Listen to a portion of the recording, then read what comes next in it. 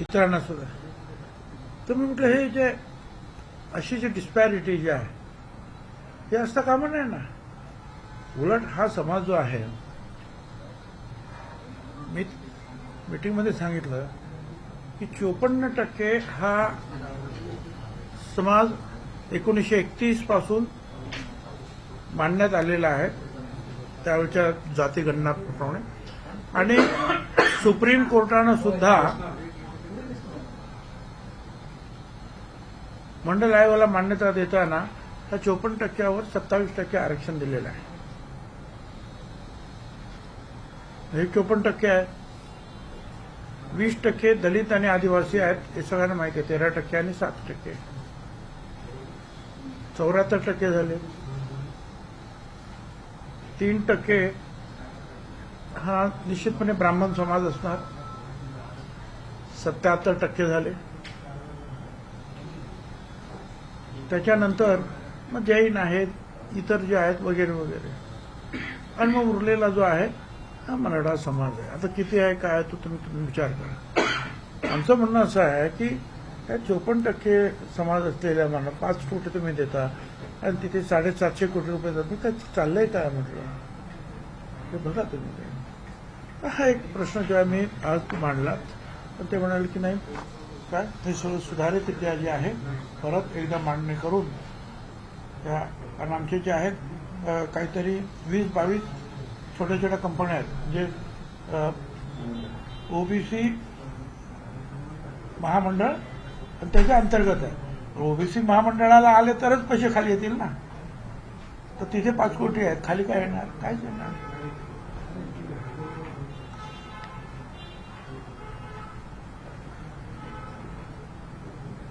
त्याच्यानंतर अजूनही जे आहे परत पुन्हा मागणी आम्ही केली की जिल्हा वसतिगृह, मुलांचं आणि मुलींचं वसतिगृह जिल्ह्यात आणि विभागीय प्रादेशिक जे कार्यालय आहेत या ओबीसी डिपार्टमेंटची, त्यांना जागा देण्याचा प्रस्ताव अजूनही महाराष्ट्राचा पूर्ण झालेला नाही. त्याच्यावर ताबडतोब लक्ष द्यायला पाहिजे. आणि मग या महाज्योतीमधील जी मंडळ आहेत त्याच्या अंमलबजावणीसाठीचे संचालक मंडळ पाहिजे. त्यांना पूर्ण स्टाफ दिलेला नाही आहे अजून महाज्योतीला. आणि या इतर मागासवर्गीय हे जे डिपार्टमेंट आहे त्या डिपार्टमेंटला स्टाफ दिलेला नाही अजून पूर्ण. तो स्टाफ ताबडतोब द्या.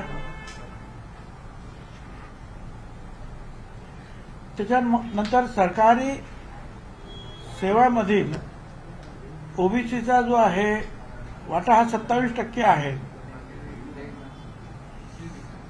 परंतु शासनाच्या रिपोर्टप्रमाणे आतापर्यंत फक्त 9% ओबीसी या सरकारी कार्यालयांमध्ये त्यांना जागा मिळाली. फक्त 9%. म्हणजे बॅकलॉग आहे. बॅकलॉग आता बघा किती आहे. 2/3 बॅकलॉग आहे. 1/3 फक्त जागा भरल्या. 2/3 बॅकलॉग आहे. त्याचा मागोवा घ्या. आरक्षण जेव्हा आपण मागतो नोकरी धंद्यामध्ये याच्यात त्याच्यात, त्यावेळेस हा पण बॅकलॉग, एवढा बॅकलॉग आहे हा भरा. मध्ये आम्ही जे मागे दलित समाजाचा आदिवासी समाज असा ड्राईव्ह घेतला होता की प्रत्येक ठिकाणी किती आहेत आणि मग त्याप्रमाणे निर्णय केले होते आम्ही की अगोदर हा बॅकलॉग भरा. तसं आमचं म्हणणं आहे की हा ओबीसीचा बॅकलॉग तर भरा. हा एक भाग त्याच्यामध्ये. त्याच्यानंतर आता आम्ही कोर्टामध्ये जे आहेत वेगवेगळ्या ह्या ज्या आमच्या जाती आहेत 374 जाती तर शक्य नाही. पण त्यातल्या काही प्रमुख जातींकडून जे आहेत आम्ही त्यांच्या संघटनांकडून आम्ही रीट जे आहे हे हायकोर्टामध्ये काही दाखल केले, काही आज सुद्धा दाखल होतील. आज मेन्शन सुद्धा करणार असं मला वकिलांनी सांगितलं. त्याच्यामध्ये महाराष्ट्र राज्य नाभिक महासंघ आहे, त्यांचा मी एका रेटवरती आहे. अखिल अहिर समाज सुवर्णकाळ संस्था त्यांच्या नावाने एक आमचं ॲफिडेव्हिट गेलंय. कुणबी सेनेच्या नावाने एक ॲफिडेव्हिट गेलेला आहे. एक माळी समाज महासंघाच्या वतीने एक ॲफिडेव्हिट करतो. एक समता परिषदेचे आमचे कार्यकर्ते हे पदाधिकारी सदानंद मंडलिक यांच्या नावानं असे 4-5 जे आहेत रीट जे आहेत हे आम्ही दाखल करतो आहोत. आणि याच्यामध्ये जे आम्ही ताबडतोब काही ना काहीतरी आम्हाला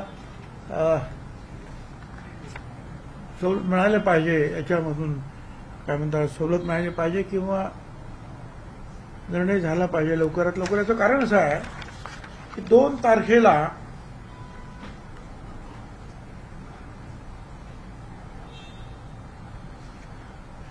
तो GR निघाला, जो वादग्रस्त GR असं मी म्हणतो. आता 10 तारखेला हे विभागीय आयुक्तांचं पत्रक सगळ्यांना गेलं. विशेषतः कुणाला गेलंय ते मराठवाड्यामध्ये. आणि त्याच्यामध्ये वरती लिहिलेलंच आहे की मराठा समाजाच्या व्यक्तींना कुणबी जात प्रमाणपत्र देण्याच्या अनुषंगाने करावयाच्या कार्यवाहीबद्दल. आणि मग ते वेगवेगळे जे आहे तुमचे जे आहे ते शासन क्रमांक वगैरे पत्रकाचे क्रमांक वगैरे सगळे ते दिलेले आहेत. आणि पुढे जे आहेत पुढे पत्रक तुम्हाला मी देतो ते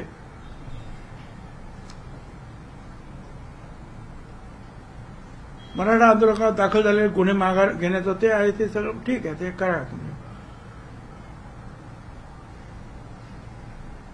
पण विशेष म्हणजे मराठवाडा मुक्तीसंग्राम दिनानिमित्त जिल्हास्तरीय आयोजित करण्यात येणाऱ्या ध्वजारोहण समारंभानंतर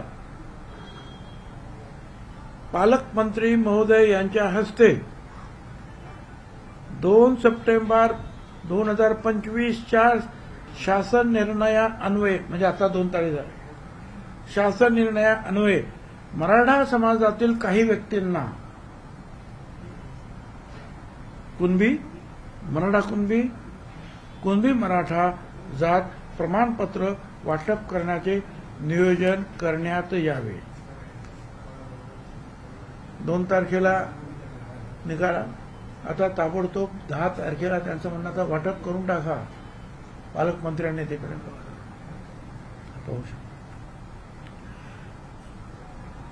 या सगळ्याचा परिणाम असा होतो आहे त्या ठिकाणी की आतापर्यंत 4-5 आत्महत्या दुर्दैवाने त्या विभागात झाल्या. 11 सप्टेंबरला भरत कराड रेणापूर तालुक्यातील या तरुणानं ओबीसी आरक्षण संपुष्टात येतंय म्हणून आपलं जीवन संपवलं. 14 सप्टेंबरला गोरख नारायण देवडकर त्याच कारणावरून त्याने आत्महत्या केली. त्याच दिवशी हा नाथापूर गावातील आहे, बीड जिल्ह्यातील. आणि त्याच दिवशी नागनाथ कांगणे महालिंगी तालुका कंधार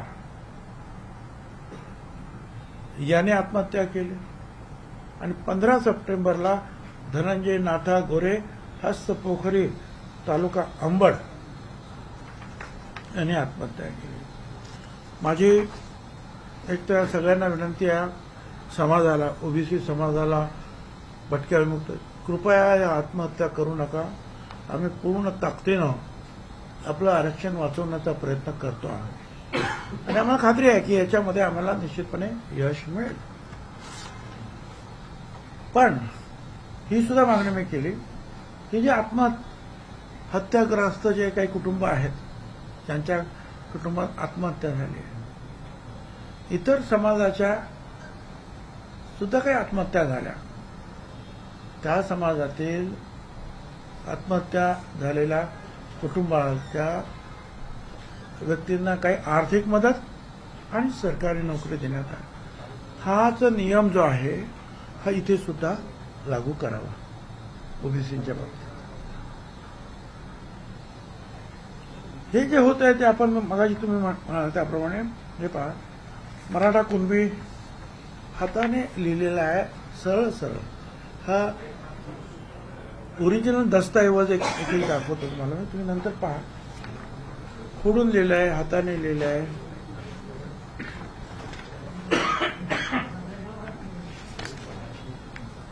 मराठी कुणबी, काय पण नाही, मराठा कुणबी, मराठी कुणबी,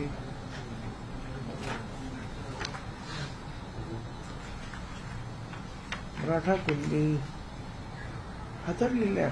हस्ताक्षर शाही सगळ्यात फरक आहे. म्हणजे असं तुम्ही फडाफोड करून लिहिलेलं आहे. खाली मराठा आहे लिहिलं, वरती कुणबी. तुम्ही हे पहा, तुम्ही ज्यांना बघायचे त्यांनी हे कागद बघू शकता. आणि म्हणून आम्ही मागणी केली, मी आता ते काय करत की जर कुणबी शोधण्यासाठी न्यायमूर्ती शिंदे कमिटी निर्माण होते आहे, तर एक खोटी कुणबी सर्टिफिकेट ज्यांना दिलेली आहे ते शोधण्यासाठी दुसरी समिती एक नेमूया आपण, दुसऱ्या न्यायमूर्तीची. त्यांना हे काम देऊया की ही समिती या अशा प्रकारच्या ज्या खोट्या नोंदी झाल्या असतील ते शोधा आणि थांबवा. आणि ओबीसी समितीचा तो अधिकारच आहे की ओबीसीच्या या गोष्टीचं सगळं संरक्षण करणं. त्यामुळे इथे कोणी चुकीचे घुसत नाही असे हजारो लाखो, हे पाहण्यासाठी सुद्धा एक समिती आपण नेमावी, याचा विचार करावा. हा सुद्धा मुद्दा मी ते मांडतो. आता पुढे काय काय होतं ते बघूया. उज्ज्वल साहेब, हे जे दाखले आहेत ते किती सापडले आणि कुठून बोगस जे दाखले किंवा नोंदी आहेत ते किती सापडले आणि कुठून सापडले? अहो, हे जे आहेत ना, आम्हाला तिकडचे जे आहेत ना त्या विभागातील ऑफिसमधल्याच लोकांनी पाठवून दिले. पण किती ऐकून घ्या, ते जर मला माहिती असतं 1 लाख लोकांच्या, त्याच्यासाठी तर मी समिती नेमायला सांगतोय ना. They must be in lakhs. पण हे नोंदी आहेत, रेकॉर्ड आहे. अरे ते खोटं लिहिलेलं आहे त्याच्यावर. मराठा समाजावर सरळ सरळ खोटं लिहिलेलं आहे, पहा ना तुम्ही. पण ज्या कुणबी नोंदी खऱ्या असतील त्याला आपला आक्षेप नसतो. खऱ्या नोंदीला काय हरकत नाही, करायचं करा ना. आणि म्हणून मी सांगितलं, मागचं ते पत्रक जे निघालेलं आहे त्याच्यामध्ये खऱ्या कुणबी जे आहे ते सापडल्यानंतर तिथे ते थांबलं. आणि त्याच्या पुढे मराठा समाजाला कुणबी कसं सर्टिफिकेट मिळेल याची प्रक्रिया लिहिलेली आहे की काय काय करायला मग मराठा समाजाला. म्हणजे अगोदरच हे खोटी लिहितच आहे आणि आता सरळ परिपत्रक काढूनच आमंत्रण दिलेलं आहे की मराठा समाजाला अशा रीतीने कुणबी करून घ्या म्हणून. तुम्ही सुरुवातीला एक सोलापूरचं पत्रक समोर आणलं होतं, त्याच्यामध्ये एक अशा पद्धतीनं प्रमाणपत्र वाटपा संदर्भामध्ये लिहिलं हे देखील समोर आणलं होतं. त्यानंतर तुम्ही महसूल मंत्र्यांशी बोललात, बावनकुळेशी बोलला होता, त्यांना फोन केला, परत ते सुधारण्यात आली. हे असताना सुद्धा अजूनही अशा पद्धतीच्या जर आदेश दिले जात असतील तर सरकार तुमचं ऐकत नाही का? तुम्ही सत्ताधारी पक्षात एक महत्वाची मी ह्या प्रश्नाला उत्तर देत नाही. मी समितीमध्ये काय मांडलं आणि काय नाही हे तुम्हाला मी सांगतो. आणि समिती कोण स्थापन करणार? हं? समिती कोण स्थापन करणार? आता हे जे आहेत आमचे मंत्री जे आहेत त्याचा विचार करतील आणि त्याप्रमाणे जे आहे पुढे काय करायचं ठरवतील. आम्ही तर मागणी केलेली आहे की शोधा आता असं काय करायचं. जी समिती गठीत करा असं सांगताय, तर आता जी महसूलने आदेश काढले ना ते स्थानिक पातळीवरचे प्रशासकीय अधिकारी घेतलेले. तुम्ही क्रॉस व्हेरीफाय करण्याच्या संदर्भातली मग कुठली समिती असेल तेच अधिकारी असणार आहेत ना. का दुसरे करता येईल ना आम्हाला जर न्यायमूर्ती. मग असं आहे की सगळ्या महाराष्ट्रामध्ये जात पडताळणीवाले काय जात ठरवणारे ही प्रक्रिया होतीच ना. ती असताना सुद्धा खास कुणबी तिकडच्या शोधण्यासाठी न्यायमूर्ती शिंदे नेमले ना तुम्ही समिती, तसा दुसरी समिती की बाबा हे चुकीचे आहेत का हे शोधा करा. थोडं आमचं म्हणणं. मागच्या बैठकीत पण तुम्ही मागणी केली होती ना की श्वेतपत्रिका काढायच्या कुणबी नोंदी आढळलेल्या आहे, काम केले ना. तीच ही मागणी आहे ना. म्हणजे आठवडा झाला असून त्याच्यावर काय पुढे झालं नाही का मग? असं आहे की एक आठवड्यामध्ये काय काय होतं, आम्ही एक आठवड्यात एकच झालं की काही पैसे जे आहेत आम्हाला ताबडतोब जे आहेत ओबीसी त्या खात्याला मिळाले, काही रिलीज झालं. काही जे आहेत आणखीन डिसेंबरच्या याच्यामध्ये काय म्हणतात तुमच्या पुरवणी मागण्यामध्ये द्या असं सांगितलेलं आहे. काहीची मागणी करतो. बाकीच्या ज्या ज्या गोष्टी आहेत त्याचा आता विचार चालू की काय काय करायचं. तुम्ही सुरुवातीला सांगितलं की अण्णासाहेब पाटील विकास मंडळाला 750 कोटी मिळत आहे, एकीकडे दुसरीकडे दुसऱ्या समाजाच्या मंडळाला केवळ 5 कोटी मिळत आहे. त्याची प्रोव्हिजन अर्थ मंत्रालय करतं. अर्थमंत्री अजितदादाच आहेत, आपल्या पक्षाचे नेते आहेत, त्यांच्या कानावर ही गोष्ट घातली जाईल की अशा प्रकारे दुजाभाव केला जातो? जाईल ना, जाईल. ही गोष्ट काढणारच ना, काढणार. खरं तर सलग ते अर्थमंत्री आहेत, अजितदादा सलग अर्थमंत्री आहेत आणि 25 वर्ष आणि मागचे 3.5 वर्ष याचा आढावा घेतला तर हे सगळे निर्णय अजितदादांच्याच काळाचे. त्यामुळे ओबीसी नेत्यांचं असं म्हणणं आहे की अजित पवारांचा ओबीसी समाज ना आवडताय का? एकीकडे पीएचडीच्या पोरांना तुम्ही पैसे देत नाही आणि दुसरीकडे करोडो रुपये तुम्ही मागच्या 3.5 वर्षात वाटलेले.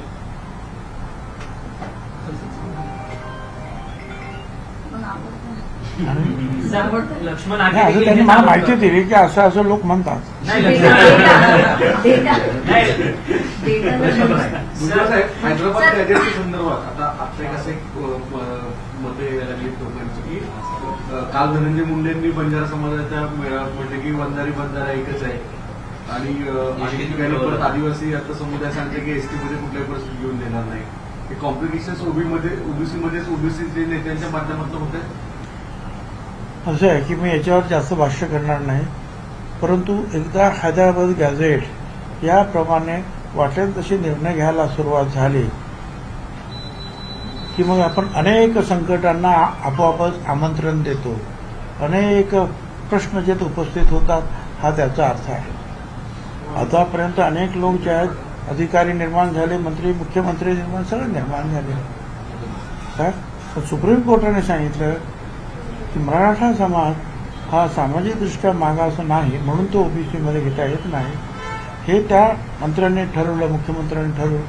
हा त्यांचा शहाणपणा आहे, चांगुलपणा आहे. आज त्यांनी केलं नाही, त्याच्यामुळे हे प्रश्न आले नव्हते. आता ह्या ज्या प्रश्न मी तर म्हणा ज्या पद्धतीनं दबाव निर्माण झाला आणि दक्षिण मुंबई बंद करण्यात झाले 3-4 दिवस, त्यापोटी जे काही निर्माण झालं त्याला आता हे अफसोस आता वेगवेगळे निघतील, वेगवेगळ्या त्या गोष्टी आता फुटतील. काय तुम्ही जे आता दाखले जे दाखवले त्या नोंदी अलीकडे झालेल्या आहेत असं तुमचं म्हणणं आहे. त्या कमिटीच्या दबावामुळे भ्रष्ट मार्गाने झाले असतील किंवा अन्य मार्गात तुम्ही म्हणताय की ह्या दाखल्यांच्या किंवा नोंदींच्या तपासणीसाठी दुसरी कमिटी घ्यावा, तर ही कितपत पारदर्शक पद्धतीने करेल असं वाटतं की तुमची सरकारी यंत्रणा एकूण कशा पद्धतीने काम करते या संदर्भात तुम्ही काही मुख्यमंत्र्यांच्या निदर्शनाला आणून दिले? आता आमची ही समिती जी आहे ना ही मंत्रिमंडळ समितीच आहे आणि आता सगळा रिपोर्ट हा मुख्यमंत्र्यांकडे जाणार आणि काय आमचं समितीचं म्हणणं आहे ते सुद्धा त्यांच्यासमोर मांडणार. सर, भाजपचा डीएनए ओबीसी आहे असं सातत्यानं प्रधानमंत्री किंवा मुख्यमंत्री बोलत असतात. याच भाजपच्या डीएनएला दुखावण्याचं काम भाजप करतं. ते त्यांना विचार, मला विचारतोय प्रश्न कुणाला विचारतो बाबा तुम्ही? परंतु ओबीसी तुम्ही सांगता प्रश्न त्यांचा आहे, त्यांना प्रश्न विचारा, मला काय प्रश्न? ओबीसीचं तुम्ही नेतृत्व करताय सर. अरे पण मी ओबीसीचा आहे तर मी ओबीसीचं सांगतोय. आता कुणाला काय वाटतं आणि कोणाला काय वाटतं आणि कुणाचं नुकसान आहे, फायदा आहे, काय आहे, कोण काय म्हणतं ते त्यांना तुम्ही विचारा, मला काय माहिती आहे. एवढं काय की आमचं नुकसान होत आहे, ओबीसी समाजाचं नुकसान होत आहे, एवढं मी निश्चितपणे बोलतोय. भटक्या विमुक्ताने ओबीसी समाजाचं. मागच्या वेळेला तुम्ही म्हणाल होतं की शरद पवार असतील किंवा अजित पवार असतील यांना या मराठा आरक्षण प्रश्नामध्ये जे ओढलं जात आहे किंवा त्यांना जी घोषणा दिली जात आहेत, नावं केली जात आहेत, तसं करू नये असं तुम्ही मागच्या वेळेला म्हणाला होतात. परंतु राधाकृष्ण विखे पाटील यांनी मात्र शरद पवारांच्या बद्दल बोलताना असं म्हटलं की ज्यांनी 50 वर्ष आरक्षण रखडवून ठेवलं समाजाचं, त्यांनी आम्हाला सांगू नये की समाजाला आरक्षण कसं द्यावं. मला नाही वाटत तर त्यांनी कसं काय रखडून ठेवलं. आणि 50 वर्ष ते कुठे काय मुख्यमंत्री होते, ते मुख्यमंत्री काही वर्षासाठी होते. आणि ज्या वेळेला हे आलं मंडळ आयोग, त्याच्यानंतर जेव्हा लागू ते केलं 30 वर्ष 93च्या नंतर, त्यावेळेला सुप्रीम कोर्टाने सांगितलं ना की आयोगाच्या थ्रू सगळे होणार.